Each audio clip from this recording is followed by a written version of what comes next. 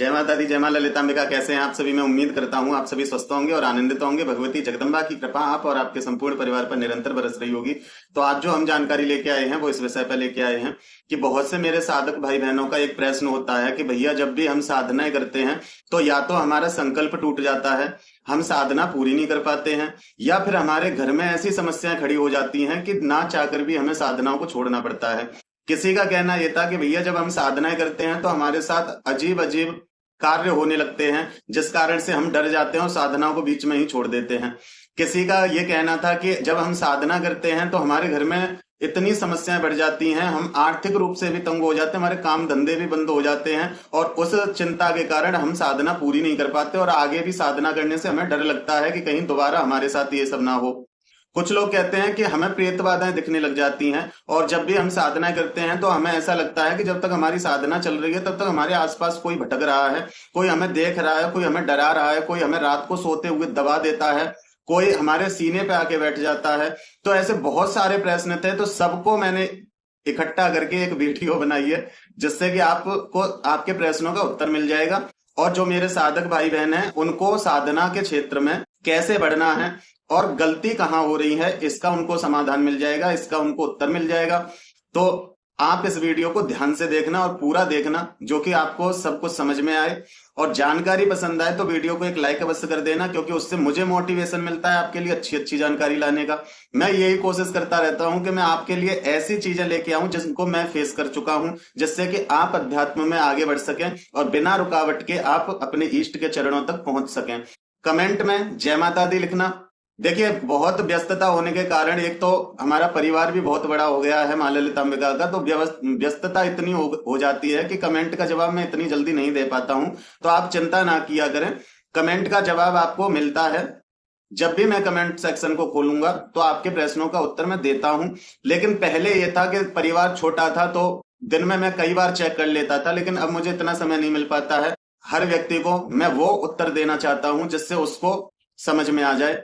कुछ भी उत्तर देना मेरा तात्पर्य नहीं होता है, तो इसलिए आप संयम रखें। लेकिन आपने यदि कमेंट किया है तो आपके कमेंट का उत्तर आपको जरूर मिलेगा। चैनल पर आप पहली बार आए हैं तो चैनल को सब्सक्राइब कर लेना, क्योंकि मैं इसी प्रकार की रोचक और ज्ञानवर्धक जानकारी लेके आता रहता हूं। तो आइए वीडियो को शुरू करते हैं। देखिए, साधना शुरू करते ही प्रेत बाधा क्यों आती है, इसके रहस्यमय कारण है।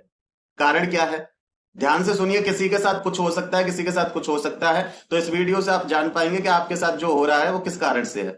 देखिए, जब कोई साधक साधना क्षेत्र में आता है तो वो ऊर्जाओं से जुड़ने लगता है, जो ब्रह्मांडीय ऊर्जा है, जो हमारी इष्ट की ऊर्जा है, या जो भी आप सकारात्मक ऊर्जा कह सकते हैं। तो आप जब साधना क्षेत्र में आते हैं तो आप उनके संपर्क में आने लग जाते हैं, और जब उनके संपर्क में आते हैं तो उन ऊर्जाओं का प्रभाव आपके सूक्ष्म शरीर पर पड़ता है।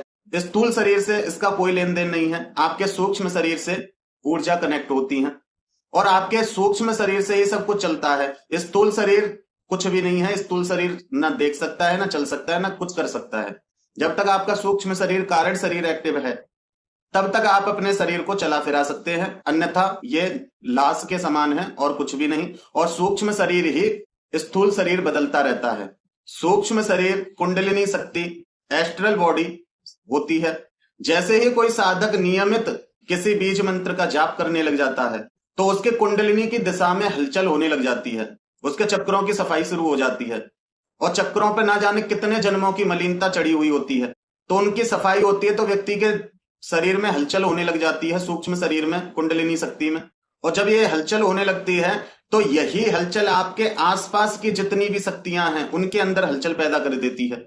जैसे नकारात्मक शक्तियां, आसपास कोई प्रेत पिशाच या आपके अतृप्त पितृ, इस प्रकार की जो नकारात्मकता है इनमें भी हलचल होने लग जाती है और ये आपके प्रति आकर्षित होने लग जाते हैं। अब इनके आकर्षित होने का क्या कारण है, ये आपके ऊर्जा मंडल को तोड़ने की कोशिश करते हैं और जो आप जाप से ऊर्जा ग्रहण कर रहे हैं उस ऊर्जा को पीने की कोशिश करते हैं, क्योंकि ये अतृप्त हैं और इनको तृप्ति चाहिए। किसी को तो इसलिए तृप्ति चाहिए कि उनका कोई संकल्प चल रहा है किसी से बदला लेने का, उनके अंदर अग्नि तत्व इतना है कि उस कारण से उनकी मुक्ति नहीं हो रही है और वो चाहते हैं कि हम और ज्यादा प्रभावशाली हो जाएं। किसी का कारण ये होता है कि वो मुक्ति चाहते हैं, तो वो आपकी ऊर्जा को ग्रहण करके अपने मुक्ति के मार्ग को खोलना चाहते हैं, तो इसलिए ये आपकी तरफ आकर्षित होने लग जाते हैं। अनजाने में बहुत सारी शक्तियां जागृत हो जाती हैं यदि आपके गुरु हैं तो आपको यहां डरने की बिल्कुल भी आवश्यकता नहीं होती, क्योंकि सब आपके गुरु संभाल लेते हैं। लेकिन जब आपके गुरु नहीं होते हैं तो आपको इन चीजों का सामना करना पड़ता है। आपका कोई सुरक्षा कवच नहीं है, सुरक्षा घेरा नहीं है। आपने कहीं भी बैठ के मंत्र उच्चारण करना शुरू कर दिया, साधना शुरू कर दी। अब आपको नहीं पता कि वहां आसपास किस किस प्रकार की शक्तियां हैं। जब आपके मंत्र जाप का कंपन उठता है तो वही कंपन शक्तियों को हिलाता है और उनको जागृत कर देता है। और जब वो शक्तियां जागृत होती हैं तो वो सबसे पहले अट्रैक्ट आपकी तरफ होती हैं। विशेष करके यदि आप उग्र मंत्र करते हैं, वो आपकी तरफ अट्रैक्ट होती हैं, आपकी उस ऊर्जा को खींचने के लिए। क्योंकि कुछ मंत्र इतने प्रभावशाली और इतने तीव्र होते हैं कि वो वातावरण में छुपी हुई नकारात्मकता और ना जाने किस किस प्रकार की शक्तियों के अंदर स्पंदन पैदा कर देते हैं, जिस कारण से वो शक्तियां आपकी तरफ खिंचने लगती हैं। आप नहीं बुला रहे हैं लेकिन फिर भी वो आकर्षित होने लगती हैं। यदि साधक बिना शुद्धि के, बिना किसी रक्षा के, बिना गुरु के साधना करता है या मंत्र जाप करता है तो ये ऊर्जा बाधक भी बनती हैं। क्योंकि इनको डर होता है कि जिस इंसान के घर में हम रह रहे थे, जिस इंसान के हम चारों तरफ आराम से रह रहे थे, अपनी इच्छाओं की पूर्ति कर रहे थे, अब ये व्यक्ति साधक बन गया और इसकी ऊर्जा अत्यधिक बढ़ गई तो ये हमें नष्ट कर देगा, हमें भागना पड़ेगा यहां से। तो इसलिए वो बाधक भी बन जाती हैं। यदि आप किसी उग्र मंत्र का जप कर रहे हैं और वो मंत्र शक्ति ऐसी है जो आपको सब कुछ देने में सक्षम है, जो आपकी हर नकारात्मकता को नष्ट करने के लिए सक्षम है, जब आप इस प्रकार के उग्र मंत्रों का जप करते हैं तो उससे वो भयभीत हो जाते हैं और वो आपकी साधना में बाधा डालते हैं। जैसे काली, तारा, बंगलामुखी, चामुंडा, इनके जो मंत्र होते हैं वो उग्र और प्रभावशाली होते हैं। ये नकारात्मकता हिल जाती है इन मंत्रों की ऊर्जा से। तो इसीलिए कहा जाता है कि बिना गुरु के साधना नहीं करनी चाहिए या बिना सुरक्षा के साधना नहीं करनी चाहिए, या फिर जब तक आपको अपने इष्ट का आशीर्वाद ना मिल जाए तब तक नहीं करनी चाहिए। क्योंकि आपके पास कोई सुरक्षा नहीं है और आप वो साधना करने बैठ गए और वो है उग्र मंत्र, तो आपके लिए ये बहुत बड़ी समस्या खड़ी कर सकता है। हो सकता है कि आपके इष्ट की आपके ऊपर कृपा हो तो वो समस्या आपको कुछ ना कहे, आपको परेशान ना करे, लेकिन फिर वो क्या करती है, वो आपके परिवार के सदस्यों को पकड़ती हैं, उनको परेशान करती हैं और उनके प्रभाव में आके आपके परिवार का सदस्य कुछ भी हरकत कर सकता है। तो ये आपको साधना से रोकने के लिए होता है। बहुत लोगों के घर में लड़ाई झगड़े शुरू हो जाते हैं, बहुत लोगों को ताने सुनने मिल जाते हैं, बहुत लोगों को ये सुनने मिल जाता है जब से तुम ये करने लगे हो हमारे घर की शांति चली गई है, बहुत कुछ सुनने को मिलता है। तो ये कर कौन रहा है, ये नकारात्मकता कर रही है।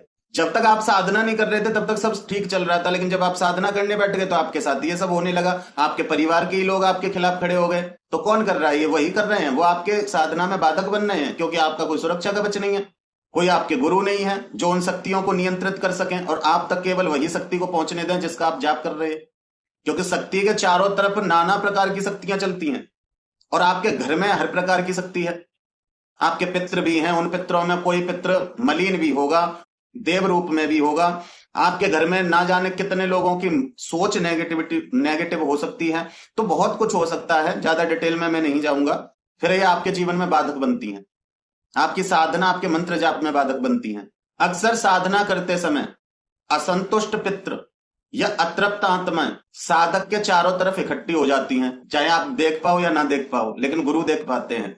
ये इकट्ठी हो जाती हैं आपके चारों तरफ, बस आपकी एक गलती का इंतजार करती हैं। देवी शक्ति, देखिए बहुत से लोग कहते हैं कि देवी शक्ति होती हैं, परीक्षाएं लेती हैं, इसलिए ऐसा हो जाता है। देखिए देवी शक्ति जो होगी उसे केवल आपसे मतलब है, उसे और किसी से मतलब नहीं। और देवी शक्ति की जो परीक्षा होती है वो दिव्य होती है, क्योंकि जो जिस लेवल का होगा वो उसी प्रकार से व्यवहार करता है। लेकिन आपको डराना, धमकाना, आपको परेशान करना, ये शक्तियों का काम नहीं होता है। शक्ति तो आपके भाव और आपके संयम और आपके नियम की परीक्षा लेती हैं। और ये आपके चारों तरफ इकट्ठे क्यों हो जाते हैं, अतृप्त पितृ, अतृप्त आत्मा, ये क्यों इकट्ठा होती हैं? ये आपकी ऊर्जा को खींचने के लिए, इनको आपके साधना की ऊर्जा चाहिए, इसलिए ये इकट्ठे हो गए। अब कारण कुछ भी हो सकता है कि उन्हें आपकी साधना की ऊर्जा क्यों चाहिए, अपना बल बढ़ाने के लिए चाहिए या अपनी मुक्ति के लिए चाहिए या किस कारण से चाहिए, ये उनके ऊपर डिपेंड है। लेकिन वो खड़े इसीलिए हैं कि आपकी साधना की ऊर्जा को खींच लें। इसीलिए तो आसन कीलन किया जाता है, दिग्बंध लगाए जाते हैं, न्यास किए जाते हैं। और नहीं तो गुरु सर्वश्रेष्ठ है। गुरु आपको एक जो मंत्र देते हैं गुरु मंत्र के रूप में, वो आपकी सुरक्षा घेरा होता है। तो ये क्या करते हैं आपके साथ, आपको बहुत बुरे बुरे सपने देते हैं, अब आपके मन में ये होता है कि हम तो साधना कर रहे हैं, भक्ति कर रहे हैं, फिर भी हमें बुरे बुरे सपने आ रहे हैं, गंदे गंदे सपने आ रहे हैं। ये कौन दे रहा है? ये वही दे रहे हैं। जैसे कि आप वो साधना बीच में छोड़ दो और आपका नियम भंग हुआ तो सारा जाप ये ग्रहण कर लेंगे, लेकिन आप टिके रहे तो ये नहीं ले सकते आपके जाप को। और ये सपने क्यों दिए जा रहे हैं? ये सपने देख के आपके मन में ये एक बार भी ये आ गई कि कोई नेगेटिविटी मुझसे जुड़ गई है, वो मेरी पूजा ऊर्जा को खींच रही है, बस उनको मार्ग मिल गया, आपने एक्सेप्ट कर लिया, बस उनको मार्ग मिल गया, अब वो आसानी से ग्रहण कर सकते हैं। इसलिए आपके साथ ये ऐसी क्रियाएं होती हैं। अचानक से डर लगता है, शरीर में कंपन होने लग जाता है, शरीर पे बोझ महसूस होता है, साधना बोझ लगने लग जाती है कि क्या कर रहे हैं हम, ये इससे क्या होगा। और लोग तो आराम से रह रहे हैं और हम पूजा करते हैं फिर भी हम परेशान हैं, हम साधना करते हैं फिर भी हम परेशान हैं। इस प्रकार का बोझ लगने लग जाता है तो समझ लो कि नेगेटिविटी रोकने के लिए तैयार खड़ी है, बस आपकी एक गलती का इंतजार है उसको। ये इस रूप में प्रकट होते हैं। कर्मों का शुद्धिकरण भी होता है। जब साधक साधना करता है तो उसके ना जाने कितने कर्मों के पाप, ना जाने कितने कर्मों के बंधन टूटने लगते हैं, उसके पाप नष्ट होने लगते हैं। और देखिए, जब किसी इंसान के कर्म बेकार पाप ये नष्ट होते हैं ना, तो इतनी आसानी से नहीं हो पाते हैं, क्योंकि जो आपके साथ ना जाने कितने जन्मों से जो समस्या चली आ रही है, जो आपके बेकार दबे हुए हैं, आपकी भावनाएं दबी हुई हैं, वो बार बार आपके सामने प्रत्यक्ष होती रहती हैं। माँ ललिता से भंडासुर का जब युद्ध हुआ तो भंडासुर के कई बार माँ के सामने हाथ जुड़े, लेकिन यहां तक लेके आता, लेकिन फिर नीचे कर लेता, क्योंकि उसके बेकार आके खड़े हो जाते। उसके बेकार कहते क्या कर रहे हो तुम, ये तुम्हारी शत्रु है। तो हमारे बेकार हमें रोकते हैं, हमारे कर्म हमें रोकते हैं, और यही कर्म यही बेकार सपने और बाधाओं के रूप में सामने आते हैं। आपके घर में कलेश होने लग जाएगा, आप साधना नहीं कर पाएंगे। आपका कोई आपसे कुछ ऐसा कह देगा कि आपका मन खिन्न हो जाएगा, आप भगवान पर भी भरोसा नहीं करोगे। आपके मन में ये भाव आएगा कि भगवान तेरे होते हुए मेरे साथ ऐसा क्यों हो रहा है। ये विचार आने लग जाते हैं, क्योंकि आपके कर्मों के बंधन हैं, इतनी जल्दी नहीं टूटते हैं। टूटते कब हैं? जब आप सरेंडर कर देते हैं कि मेरे साथ जो भी कुछ हो रहा है सब आपकी इच्छा से हो रहा है, अब जो मैंने ठान लिया वो ठान लिया। तो फिर आपके कर्म बंधन बड़ी आसानी से कट जाते हैं। फिर आपको ये सपने, ये बाधाएं ये नहीं होती। जब आप सरेंडर कर देते हैं तो आसपास का माहौल आपके अनुकूल हो जाता है, आपका परिवार भी आपके अनुकूल हो जाता है, सब कुछ आपके अनुकूल हो जाता है, आप आराम से अपनी भक्ति कर पाते हैं और लोग आपकी मदद करने लग जाते हैं। लेकिन जब तक सरेंडर नहीं करते और काट हम अपने कर्म बंधनों को रहे हैं तो वो कर्म बंधन भी बाधक बनते हैं। लेकिन ये इस बात का भी संकेत है कि आपकी साधना असर कर रही है। अगर आपके साथ कुछ उथल पुथल होना प्रारंभ हो गया साधना के बाद, तो इसका मतलब ये नहीं कि कोई नकारात्मकता अट्रैक्ट हो गई है। इसका मतलब यही है जो कारण मैं अब तक बता रहा हूं। इसका मतलब यही है कि आपके आसपास की जो नकारात्मकता है उसमें हलचल हो गई है, आपकी कुंडलिनी जागरण में हलचल हो रही है और आपके कर्म बंधन टूटने लग गए हैं। ये अच्छा संकेत है। इसका मतलब सीधा सा है कि आपकी साधना असर कर रही है।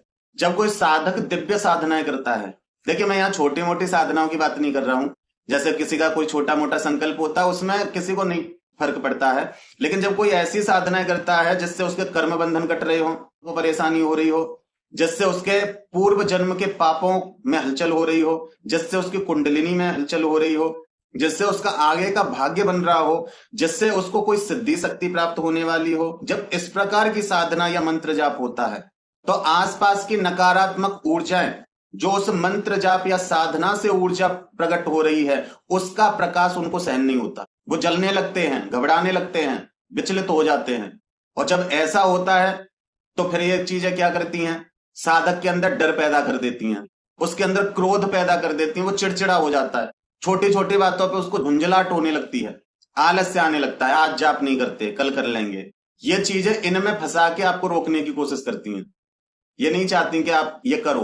कहते हैं ना डगर पनघट की बड़ी कठिन है, तो उसको कड़ी तपस्या से भी पाया जा सकता है और उसको समर्पित होके भी पाया जा सकता है। यदि आप सब कुछ समर्पित होके चलते हैं कि प्रभु मैं कुछ नहीं जानता, खुद तक भी आप मुझे कैसे पहुंचाओगे ये आपको पता है, तो फिर वहां आपको ये प्रॉब्लम का फेस नहीं करना पड़ता।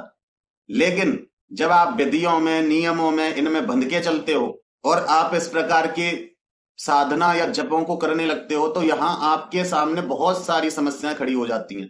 और यदि गुरु नहीं है तो आप हिम्मत भी हार जाते हैं, लेकिन यदि गुरु हैं तो वो आपको हाथ पकड़ के बाहर निकाल लेते हैं, वो हर चीज का समाधान आपको दे देते हैं। अब देखिए, जो साधक हैं, जो जाप करते हैं, उनके जीवन में यदि सूक्ष्म बाधाओं की वजह से कोई समस्या आ रही है या कोई उनके सूक्ष्म शरीर पे प्रहार हो रहा है, बहुत बहुत से लोगों को कुछ साधक भी रोक देते हैं, कुछ तांत्रिक भी रोक देते हैं उनकी साधनाओं को। तो जिसके सूक्ष्म शरीर पे प्रहार हो रहा है किसी भी प्रकार का, चाहे वो नकारात्मकता का हो, चाहे वो किसी साधक या तांत्रिक का हो, तो उसको क्या लक्षण मिलते हैं? ऐसे व्यक्तियों का शरीर जाप करते समय हिलने लगता है। यहां डरने की आवश्यकता नहीं, ये पॉजिटिव है, अच्छी बात है। लेकिन इसका मतलब ये नहीं कि आपको सवारी आ रही है। इसका मतलब ये है कि आपके साथ जो प्रहार किया जा रहा है और आपकी जो पॉजिटिव ऊर्जा है, दोनों में द्वंद्व चल रहा है, आपके अंदर ही युद्ध चल रहा है। तो ये अच्छा संकेत है, क्योंकि जब पूर्ण कृपा हो जाती है तो शरीर हिलता नहीं है, शांत हो जाता है। लेकिन यदि शरीर हिल रहा है और कुछ टाइम के लिए हिलता है, फिर स्थायी हो जाता है, या फिर हिलता ही रहता है। बहुत से लोग कहते हैं भैया हम मंत्र जाप और साधना के बाद भी हमारा शरीर हिलता है, तो इसका मतलब यह है कि आपकी ऊर्जा, जो भी नकारात्मक ऊर्जा है, उससे द्वंद्व कर रही है, लड़ रही है। तो घबराने की आवश्यकता नहीं है। सपनों के माध्यम से बुरी बुरी छवियां दिखना, डरावनी छवियां दिखना, काला काला धुआं दिखना या डरावने चेहरे दिखना, इसका मतलब है कि आपके सूक्ष्म शरीर पर प्रहार हो रहा है। डरने की आवश्यकता नहीं है। जैसे साधना कर रहे हो करते रहो, एक दिन सब हट जाएगा। माला का टूटना, माला का उलझना बार बार, या हाथ से छूट जाना, यह भी इस बात का संकेत है कि आपके ऊपर प्रहार हो रहा है, जिसका आपकी माला आपको संकेत दे रही है। और माला टूट जाना, तो इसका मतलब यह है कि कोई बहुत बड़ा प्रहार हुआ जो कि आपकी जाप माला ने अपने ऊपर ले लिया, आप सुरक्षित रह गए। आप साधना कर रहे हैं, जाप कर रहे हैं, और आपके मंदिर में या आपके पास रखे हुए दीप धूप अचानक बुझ जाते हैं, तो यह भी समझ लीजिए कि कोई ना कोई बाधक बन रहा है आपकी साधना में। शरीर पर नीले और काले निशान पड़ना, शरीर का भारी होना और चक्कर आना, यह भी लक्षण है, यह भी संकेत है कि आपके ऊपर प्रहार हो रहा है, आप प्रोटेक्ट नहीं हो पा रहे हैं। और विशेष करके यह कार्य उनके साथ होता है जिनके गुरु नहीं होते। यह कार्य उनके साथ होता है जिसने किसी कवच को जागृत नहीं किया है, या ये उनके साथ होता है जिनकी इष्ट की कृपा पूर्ण रूप से उनके साथ नहीं है और वो उग्र साधना करने बैठ गए। तो ऐसा उन लोगों के साथ होता है। हर साधक के साथ ऐसा नहीं होता। हर साधक के अपने अपने अनुभव होते हैं, कोई किसी पर नहीं थोप सकता, और मैं भी आपके ऊपर नहीं थोप सकता कि आपके साथ ऐसा ही होगा। लेकिन जो मेरे अनुभव में आया और ज्यादातर मुझे जो प्रश्न मिले वो लगभग सेम मेरे जैसे थे, तो मैंने सोचा कि इसके विषय में वीडियो बनाऊं। सबके अनुभव अलग अलग हो सकते हैं, लेकिन कारण यही होते हैं। अब इसका समाधान क्या है? सबसे पहला समाधान यह है कि यदि आपके गुरु हैं तो गुरु के निर्देशन में ही साधना करें, अगर नहीं है तो केवल अपने इष्ट देव का नाम जाप करें या उनके बीज मंत्र का जाप करें। अगर बीज मंत्र भी नहीं करना चाहते तो आप उनके 40 स्तोत्र पाठ करें, पर्याप्त है।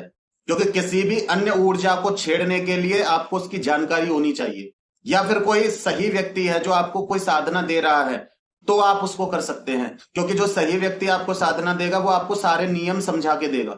ऐसे ही कहीं से भी कोई भी मंत्र उठा के नहीं करना चाहिए। लेकिन यदि आप फिर भी चाहते हैं कि हमारे कोई गुरु नहीं है और ऐसे कोई गुरु हमें मिल नहीं रहे हैं, लेकिन हम साधनाएं करना चाहते हैं, किसी भी कवच का 1100 या 1200 पाठ आप पहले कर लीजिए। और सबसे बेस्ट है देवी कवच, दुर्गा कवच, उसको आप 1200 पाठ कर लीजिए। आपके शरीर में विद्यमान जो भगवती के स्वरूप हैं वो जागृत हो जाते हैं, जिस कारण से आप सुरक्षित रहते हैं। फिर उसके बाद आप छोटी छोटी साधनाएं कर सकते हैं। लेकिन उग्र मंत्रों की साधना करनी है या किसी भी पंथ या मार्ग से जाना है, तो फिर उस पंथ या उस मार्ग में आपको दीक्षित होना पड़ेगा। हवन कर सकते हैं प्रतिदिन। हवन से आपके इष्ट बहुत प्रसन्न होते हैं और आपके घर में जो गतिविधि उल्टी सीधी होती रहती हैं वो भी शांत हो जाती हैं। आपके पितृ भी संतुष्ट होते हैं, आपकी कुलदेवी संतुष्ट होती हैं, और आपका कवच बनता है। आपके घर की सफाई हो जाती है, आपके शरीर की शुद्धि हो जाती है। हवन कर सकते हैं, अपने इष्ट देव का कर लो। 11, 21, 51 आहुति प्रतिदिन दे दो। गुरु गणपति की आहुति देने के बाद, गुरु देखिए चाहे आपके हैं चाहे नहीं है, लेकिन गुरु की आहुति जरूर दो। क्योंकि कहीं ना कहीं, क्योंकि गुरु तत्व तो सब जगह विद्यमान है, और कहीं ना कहीं आपके गुरु भी होंगे, लेकिन समय आने पे आप पहुंच जाएंगे उन तक। तो तब तक ओम गम गुरुवे नमः इस मंत्र से आहुति जरूर दें। घर में धूनी दें, गूगल, कपूर, लौंग, इस प्रकार से सब मिक्सचर बना के उपले के ऊपर थोड़ा सा मिक्सचर डाल के, इन सबको मिक्स करके, इनका मिक्सचर डाल के पूरे घर में घुमा दो। इससे आपके घर की शुद्धि होती है। हमेशा गुरु को प्रणाम करो। जब भी आप कुछ कर रहे हैं पूजा पाठ, गुरु को प्रणाम करो और प्रार्थना करो कि हे मेरे गुरुदेव, आप जहां भी हैं मेरा सुरक्षा कवच बनना। या फिर गुरु के नाम से एक दीपक जला के अपने पास रखें, जब तक वो दीपक जल रहा है आपके गुरु तत्व वहां रक्षा करता है। जाप के समय लाल या पीले वस्त्र धारण करें। साधना के दौरान मांस, मदिरा, क्रोध और वासनात्मक विचारों से दूर रहें और हर समय नाम जाप करें अपने इष्ट का। ये सबसे बड़ी सुरक्षा प्रदान करता है आपको, क्योंकि भगवान से बड़ा भगवान का नाम है। मंत्र से भी ज्यादा प्रभाव देता है, क्योंकि मंत्र से तो मंत्रणा होती है, लेकिन नाम से स्वयं भगवान मिलते हैं। मंत्र से आपको सिद्धि शक्तियां मिल सकती हैं, आपकी इच्छाओं की पूर्ति हो सकती है, लेकिन नाम से स्वयं भगवान मिल जाते हैं। तो इसलिए नाम जाप करें। तो आज की जानकारी यही थी। मैं उम्मीद करता हूं कि मेरे द्वारा दी हुई जानकारी आपको समझ में आई होगी और पसंद आई होगी। जानकारी पसंद आई है, वीडियो को एक लाइक अवश्य कर दें, कमेंट में जय माता दी लिखें। चैनल पर आप पहली बार आए हैं तो चैनल को सब्सक्राइब कर लें, क्योंकि मैं इसी प्रकार की रोचक और ज्ञानवर्धक जानकारी लेके आता रहता हूं। फिर मिलते हैं एक अगली वीडियो में एक नई जानकारी के साथ। तब तक अपना और अपने परिवार का ध्यान रखें, भगवान की भक्ति करें, निरंतर भक्ति पथ पर आगे बढ़ते रहें। जय माता दी, जय मां ललितांबिका।